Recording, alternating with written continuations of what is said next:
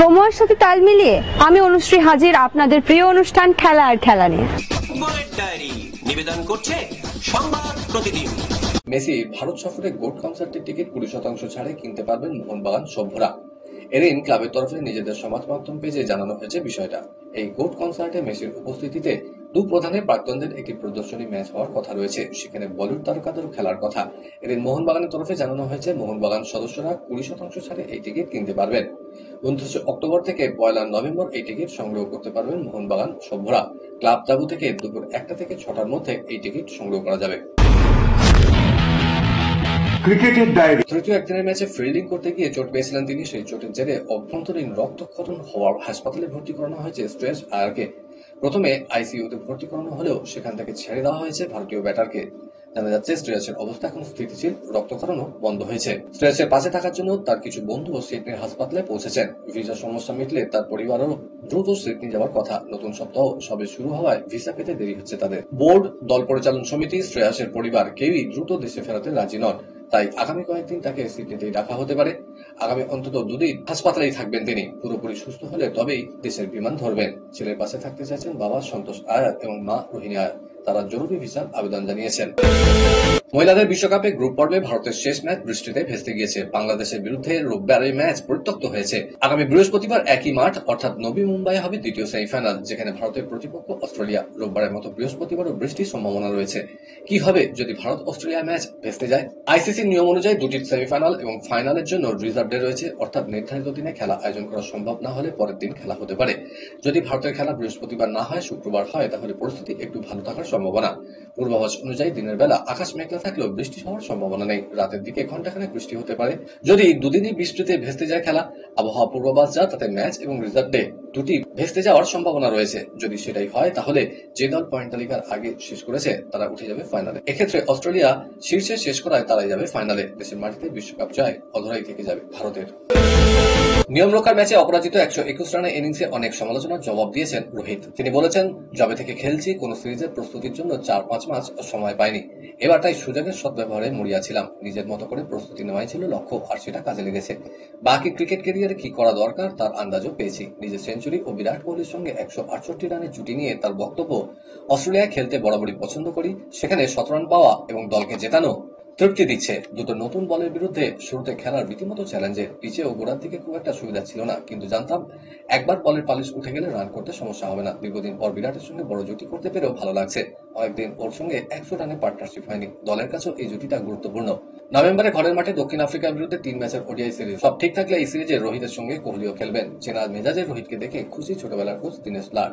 তিনি জানিয়েছেন, রোহিত যেভাবে ব্যাট করছে তাতে আমি মুগ্ধ। বেশি ভালো লাগছে ও দলকে জেতানোয়। ওর মধ্যে এখন অনেক খিদে মজুদ। আমার বিশ্বাস 2027 বিশ্বকাপেও ও খেলবে।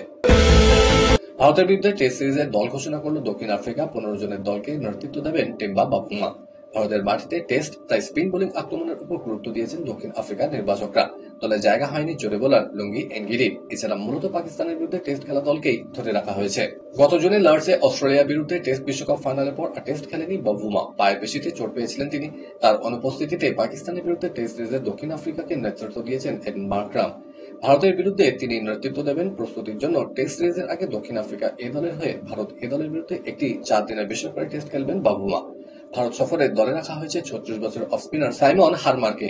2015 সালে ভারতের মাটিতে 2টি টেস্টে 10 উইকেট নিয়েছিলেন এই হারমার। এবারও তার অভিজ্ঞতা কাজে লাগাতে চাইছে দক্ষিণ আফ্রিকা। একটা সময় তার তুলনা চলত সচিন তেন্ডুলকারের সঙ্গে। রবি শাস্ত্রী পর্যন্ত বলেছিলেন সচিন লারা সেহওয়াগের সংমিশ্রণ। সেই সমস্ত সুখের দিন পেরিয়ে ক্রিকেট ক্যারিয়ারের গ্রাফ ক্রমশ নিচের দিকে গিয়েছে পৃথ্বী শয়ের।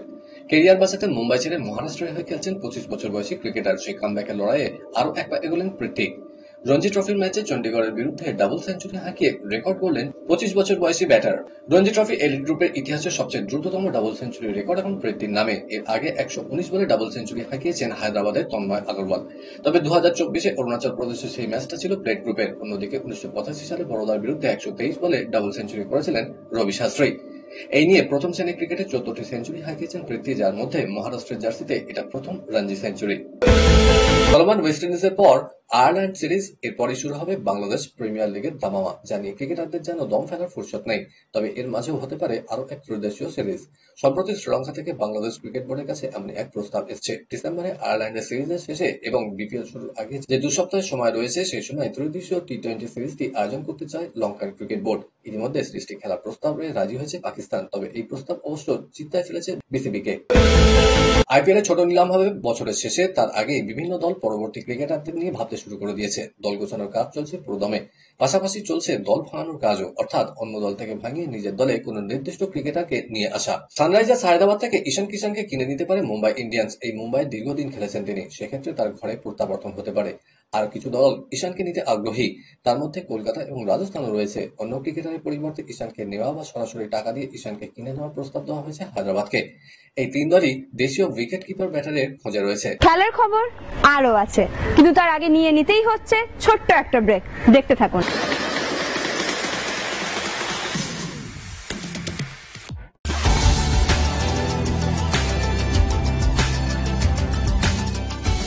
কেআরকে নিউজ মিডিয়া প্রযোজিত সাপ্তাহিক বিনোদন অনুষ্ঠান বিনোদন.com দেখুন প্রতি শনিবার ঠিক রাত 10:25 আপনাদের প্রিয় চ্যানেল ভিশনে।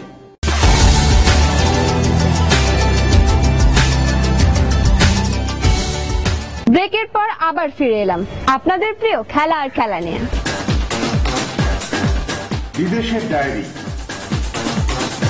চিরপ্রতিদ্বন্দ্বী বার্সেলোনাকে 2-1 গোলে বশ বানালো কিলিয়ান এমবাপেরা। তবে খেলার ফলের চেয়েও চর্চায় রইল ম্যাচ শেষে 2 দলের ফুটবলারদের ঝামেলা, যার কেন্দ্রে রইলেন 2 শিবিরের 2 তরুণ ফুটবলার লামিনে ইয়ামাল এবং ভিনিসিয়াস জুনিয়র। ম্যাচের আগে ইয়ামালের এক মন্তব্য এল ক্লাসিকোর উত্তেজনা বাড়িয়ে দিয়েছিল। তিনি বলেছিলেন, রিয়াল মাদ্রিদ শুধু চুরি আর অভিযোগ করতে পারে। তরুণ স্প্যানিশ উইঙ্গারের এই মন্তব্য মোটেই ভালোভাবে নেয়নি গোটা রিয়াল শিবির। শেষ বাঁশি বাজতেই বার্নাবিউ সবুজ গেলেছেন রীতিমতো রূপ নিল রণক্ষেত্রে। ইয়ামালের দিকে তেড়ে যান ভিনিসিয়াস, কুর্তোয়া সহ একাধিক ফুটবলার। এরপর নিরাপত্তারক্ষীরা 2 দলকে আলাদা করার চেষ্টা করলে তখনও শান্ত হয়নি ভিনিসিয়াস। ইয়ামালের উদ্দেশ্যে চিৎকার করে বলতে থাকেন, তুমি অনেক কথা বলো, এখন বলো যা বলার। ম্যাচে তো ব্যাক পাস করা ছাড়া কিছুই করনি। গোটা বিষয়টা নিয়ে বেশ বিরক্ত লাগলো লা লিগা আয়োজকদের। মাস 3 আগেই বলেছিলেন বিশ্বকাপে খেলবো কিনা জানি না, কিন্তু এবার তিনি জানালেন মেগা টুর্নামেন্টে অবশ্যই খেলতে চান, তবে ফিটনেসের দিকে নজর রেখে। সেই লিওনেল মেসির মুখে এখন কথা শুনে খুশি ভক্তকুল। তাদের আশা, আগামী বছর বিশ্বকাপে খেতাব ধরে রাখার লড়াইয়ে অবশ্যই নামবেন তাদের প্রিয় তারকা। গত 4 সেপ্টেম্বর বিশ্বকাপের যোগ্যতা অর্জন পর্বের ম্যাচ খেলতে নামে আর্জেন্টিনা। ঘরের মাঠে জোড়া গোল করে দলকে ভেনেজুয়েলার বিরুদ্ধে জেতান মেসি। মেসির পরিবারের অনেক সদস্য হাজির ছিলেন ওই ম্যাচ দেখতে। খেলা শুরুর আগে মেসিকে কাঁদতে দেখা যায়। ম্যাচ শেষে বিশ্বজয়ী আর্জেন্টাইন মহাতারকা সাফ জানিয়ে দেন, বয়সের কথা মাথায় রাখলে যুক্তি বলে আগামী বছর বিশ্বকাপে খেলতে পারবো না, তবে আমি প্রত্যেকটা ম্যাচ ধরে এগোতে চাই। ছন্দের ওপর নির্ভর করে প্রথম থেকে ভালোই পারফরমেন্স নিয়ে ভবিষ্যতের দিকে এগিয়ে চলেছে উত্তর 24 পরগনা সোদপুরের শটপুটার তপশিলি সম্প্রদায় কিশোরী অ্যাথলিট দীপ্তি রাজবংশী। কিন্তু ওড়িশার ভুবনেশ্বরে কলিঙ্গ স্টেডিয়ামে আয়োজিত 40তম জাতীয় জুনিয়র অ্যাথলেটিক শটপুটে 12.18 মিটার দূরত্ব করে 5ম স্থান পেয়ে তার স্বপ্নভঙ্গের যন্ত্রণা দ্বিগুণ বাড়িয়ে দিল। তাতেও দীপ্তি ক্ষান্ত নয়। সেই ভাবনায় ভাবিত হয়ে দীপ্তি আবার নবোদ্যমে নিজেকে তৈরি করে দ্রোণাচার্য কোচ কুন্তল রায় প্রশিক্ষণে পরিশ্রম করে চলেছে। ফলের আশা না করেই পরিশ্রম করে নিজেকে উদ্বুদ্ধ হতে হবে। জীবনে কোনো আক্ষেপ যেন না থাকে, তাতেই কঠিন পরিস্থিতি সহজ থেকে সহজতর হয়ে উঠবে। এটাই কথা, সেটাই মেনে চলছে সোদপুরের কিশোরী অ্যাথলিট। যুব এশিয়ান গেমসের কবাডিতে ভারতের পুরুষ ও মহিলা দলের জোড়া সাফল্য। বাহরিনে আয়োজিত প্রতিযোগিতায় 2 দলই অপরাজিত থেকে সোনা পেয়েছে। 2 বিভাগেই অনূর্ধ্ব 18 দল অংশগ্রহণ করেছিল। মহিলাদের দল ইরানকে হারিয়েছে 75-21 ফলে, যা এক অর্থে নজিরও। অন্যদিকে পুরুষদের ফাইনাল হয় রুদ্ধশ্বাস ম্যাচ। স্নায়ু চাপ ধরে রেখে ভারত জেতে ইরানের বিরুদ্ধে 35-32 ফলে। ফেনেরবাচে কোচের পদ থেকে বরখাস্ত হওয়ার পর প্রকাশ্যে তুরস্কের ফুটবলের বিরুদ্ধে একগাদা অভিযোগ তুলেছিলেন তিনি। সরব হয়েছিল তুরস্কের বিষাক্ত পরিবেশ নিয়েও। সেই কথা যে সত্যি তা প্রকাশ্যে এলো এবার। সক্রিয়ভাবে জুয়া খেলার জন্য 371 জন রেফারির বিরুদ্ধে ব্যবস্থা নিতে চলেছে তুরস্কের ফুটবল সংস্থা। তাদের বিরুদ্ধে কঠোর ব্যবস্থাও নেওয়া হতে চলেছে। তুরস্কের ফুটবল সংস্থার সভাপতি ইব্রাহিম হাজিয়ামানসগ্লু জানিয়েছেন, তদন্তের পর দেখা গিয়েছে দেশের 571 জন সক্রিয় রেফারির মধ্যে 371 জনই জুয়া খেলেছেন। 152 জন সক্রিয়ভাবে জুয়া খেলে চলেছেন। তিনি বলেছেন, ফুটবল সংস্থা হিসাবে আমরা আগে নিজেদের উঠোন পরিষ্কার করা শুরু করেছি। যাদের জুয়ার এখন পাওয়া গিয়েছে তাদের মধ্যে 7 জন শীর্ষস্থানীয় রেফারি, 15 জন শীর্ষস্থানীয় সহকারী, 36 জন সাধারণ রেফারি এবং 94 জন সাধারণ সহকারীর খোঁজ পাওয়া গিয়েছে। কলকাতার ডায়েরি। ফুটবল, ক্রিকেট বা টেনিসের মতো অতটা জনপ্রিয় না হলেও আজও কিন্তু ছেলে পুরো বহু মানুষের কাছে রক ক্লাইম্বিং খুব জনপ্রিয় একটি গেম। 1965 সালের জানুয়ারি মাসে হিমালয় অ্যাসোসিয়েশন পক্ষ থেকে প্রথম এই খেলার শিক্ষা শিবির শুরু হয়। আর দেখতে দেখতে সেটা পা দিল একেবারে 60 বছরে। আর বছরটাকে স্মরণীয় করে রাখতে এবার 4টে ক্লাবের উদ্যোগে আগামী 6 থেকে 8 নভেম্বর বাঁকুড়ার শুশুনিয়া পাহাড়ে অনুষ্ঠিত হতে চলেছে এর বর্ষপূর্তি অনুষ্ঠান। বিশেষ সহযোগিতায় হাত বাড়িয়ে দিয়েছে রোটারি ক্লাব অফ ক্যালকাটা।